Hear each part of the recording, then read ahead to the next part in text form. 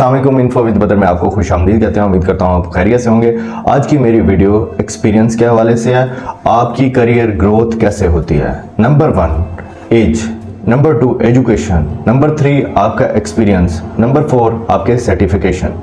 ये चीज़ें मैटर करती हैं। और लास्टली डेजिग्नेशन।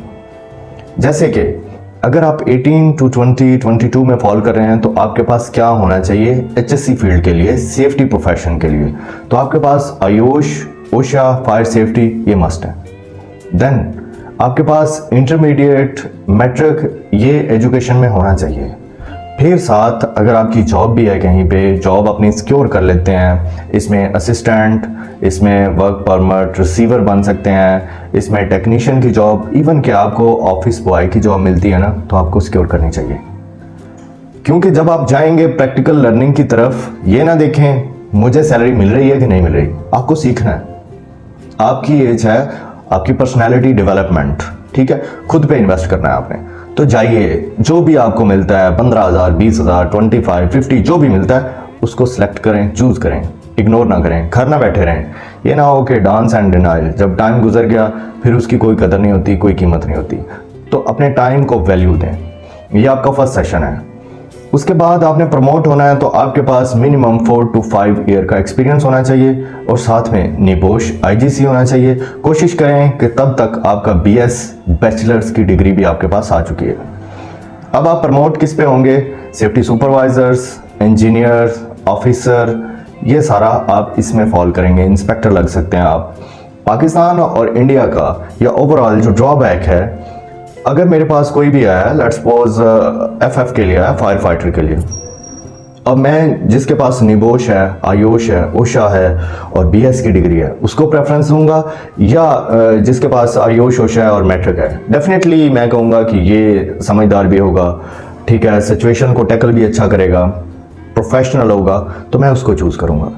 तो हमारे पास इन्फ्लेशन की वजह से, अनएम्प्लॉयमेंट की वजह से CV का ढेर लगा होता है, उसमें बेस्ट होते हैं, इवन के मास्टर्स भी होते हैं। लेकिन अगर आप टैलेंटेड हैं तो ये फर्स्ट सेक्शन अगर आपका क्लियर है तो आप सेकंड सेक्शन की तरफ मूव करते हैं। सेकंड सेक्शन में आपके पास निबोश होना चाहिए, बैचलर होना चाहिए और आपकी एज 25 तक होनी चाहिए, 25, 6। आपके पास एक्सपीरियंस भी इकट्ठा हो रहा है, 4 to 5 ईयर का एक्सपीरियंस भी आपको हो गया और ये सारी आपका ये सेक्शन कंप्लीट हुआ है।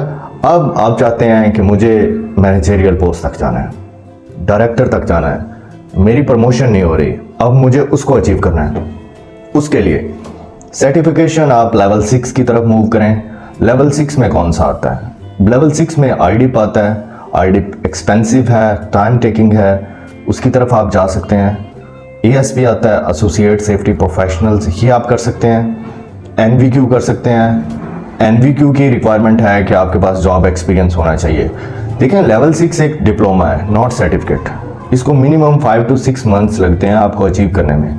फिर इसमें ऑथम आ जाता है। ऑथम असेसमेंट बेस्ड है, आपने जैसे रिपोर्ट्स हैं वो सबमिट करवानी है और आपको OTHM मिल जाएगा। OAL है। तो ये लेवल 6 की सारी स्टडी हैं। अगर आपने मैनेजरियल पोजीशन पे जाना है तो आपके पास लेवल 6 होना चाहिए और 16 ईयर की डिग्री होनी चाहिए। अब जी most relevant degree related to health safety and environment कौन सी है, मुझसे अक्सर क्वेश्चन किया जाता है। तो इसका बेस्ट जो सिंक करती है आपकी डिग्री वो इन्वायरमेंटल साइंसेज है।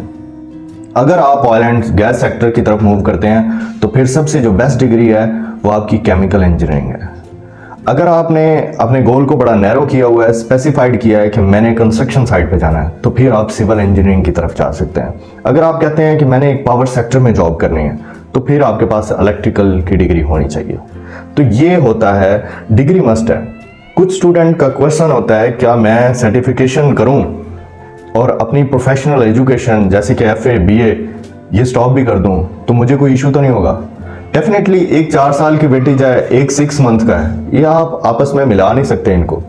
4 ईयर की स्टडी आपकी एक तरफ है और 6 मंथ्स की एक तरफ है।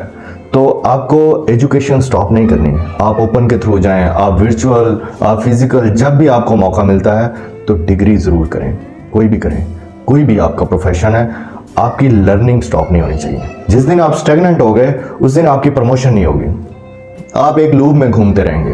तो आपको घूमना नहीं है, आगे बढ़ना है। आगे बढ़ने के लिए आपके पास एक्सपीरियंस लाजमी है। उसके बाद सर्टिफिकेशन करते जाइए।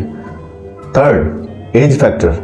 अगर आपका कोई भी स्पेस आ गई, लेट्स सपोज 5 ईयर आपने घर में स्पेंड कर लिए, उसके बाद आप डी ट्रैक हो जाएंगे, आपका दिल ही नहीं करेगा आगे बढ़ने को।